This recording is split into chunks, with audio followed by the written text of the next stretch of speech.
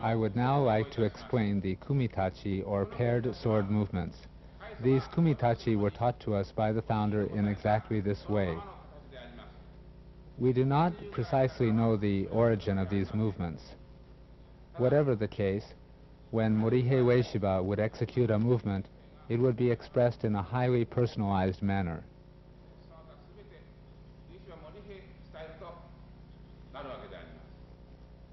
These kumitachi can always be adapted to taijutsu techniques. You should always have in mind taijutsu techniques when executing the kumitachi. The founder taught numerous variations.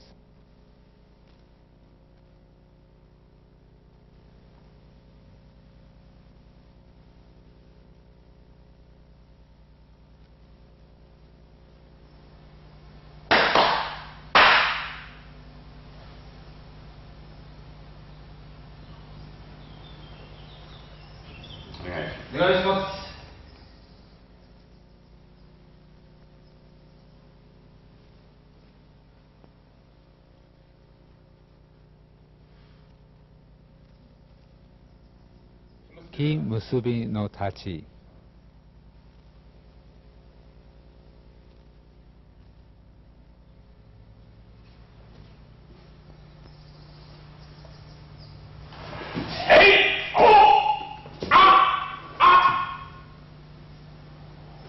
I'll explain. All Aikido techniques begin with blending movements. Taijutsu, the Ken, and Jo techniques all begin with blending movements. This type of movement represents the essence of Aikido. We can learn this important principle through practice of the Ken. We both raise our swords above our heads, matching movements.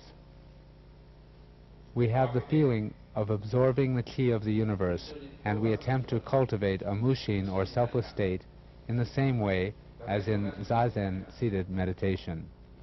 As his strike comes, I move off to the right and counter-strike. When he tries to raise his sword to attack me, I thrust him from below by matching his movement. Then I avoid his strike, moving to the left, and strike him. He steps backward to raise his sword, and I match his movement, cutting him at the wrist. We'll do it again.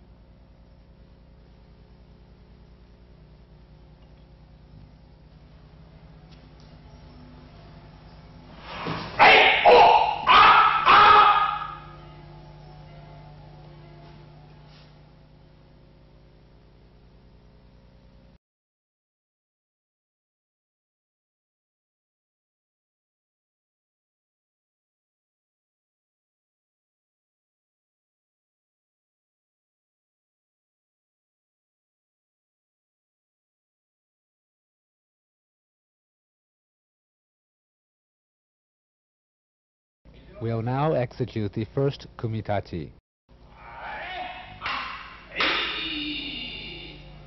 I'll explain. As I raise my sword intending to strike, he blends with me and thrusts at my chest. I step back, dodging his sword to protect my body, and cut downward. He steps forward with his left leg to strike me. I step backward and parry him from the left hami. He comes to attack me in the right hami.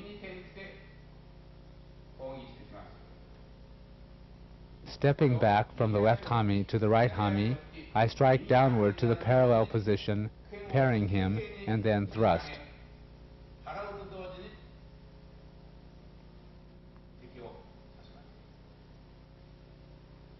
It is important that we don't end up in a mutual kill situation. This is an important sword principle. We'll do it again.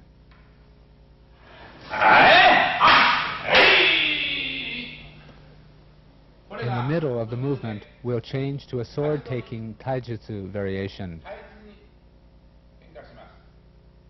Before that, I will match his movement, attacking his wrist.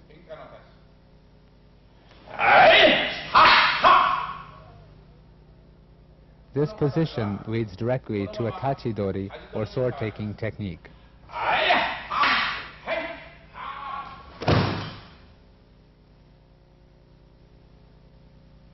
There is also a variation at the initial stage.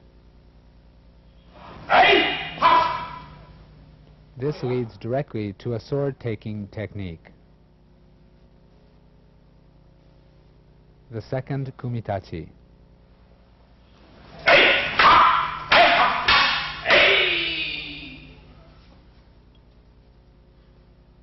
I'll explain.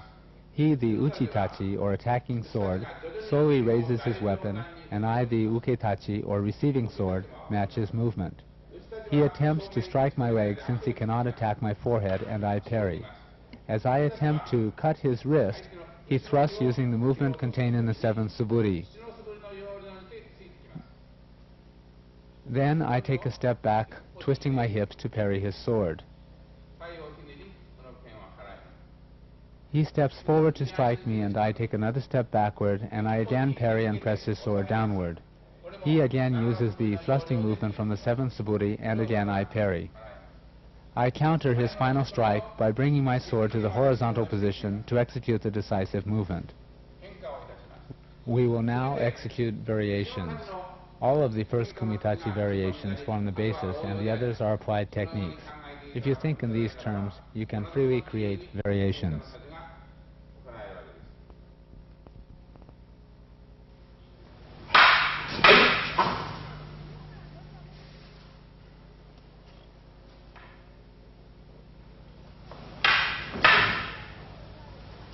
In this particular parry, the decisive movement is executed with a hip turn.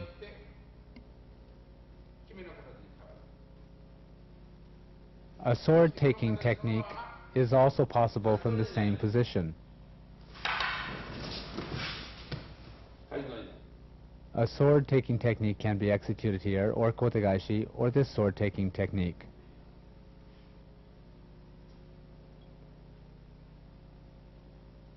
This is Aikido. The third kumitachi.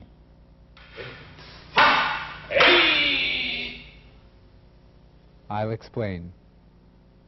We parry our partner's sword and counter-strike. Or I check his intention and direct his mind downward. For example, when he strikes, the kumitachi changes in the manner of the 5th suburi.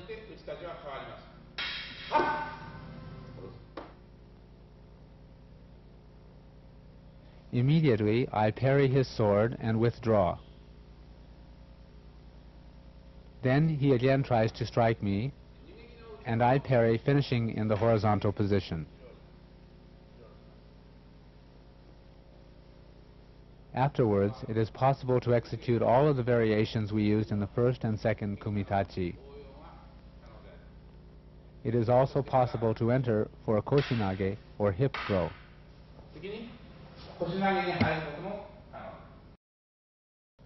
We'll execute the third kumitachi again. The fourth kumitachi. If we were to perform this kata at this range, it would be dangerous and injuries would be likely to occur. We both move forward, executing irimi or entering thrust. Therefore, for safety's sake, during training, we both take one step back. He thrusts straight forward, and I thrust him using an irimi movement. If he raises his shoulder and thrusts too high, he will injure my face. So please execute the proper basic thrust without raising your shoulder. I, too, must execute a proper irimi thrust to his chest.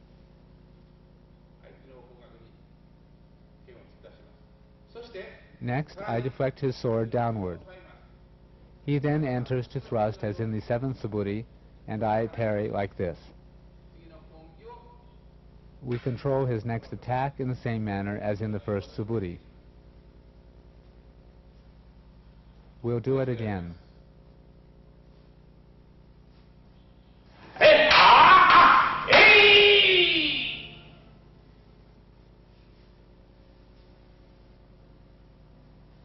The fifth kumitachi.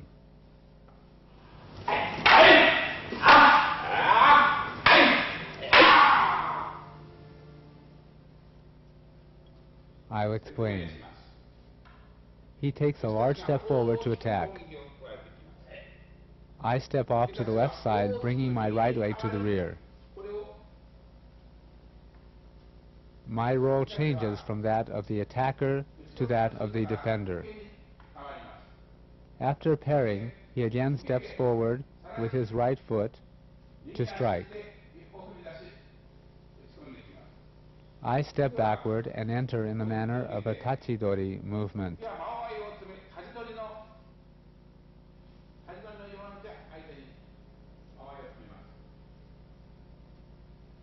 Basically speaking, in Aikido, we never lock swords. If he pushes with his sword, we turn in this manner. Therefore, as soon as I approach him, he turns to the left, entering, and attacks my leg.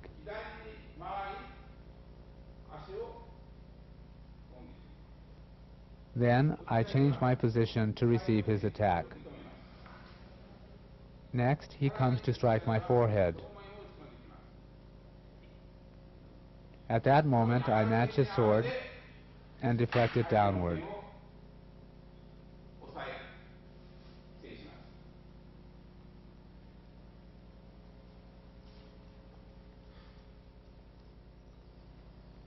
There are also sword variations. They are all applied techniques.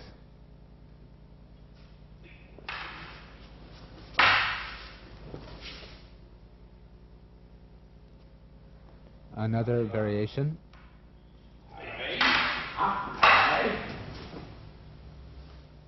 All of these applications are executed with the feeling of performing taijutsu techniques.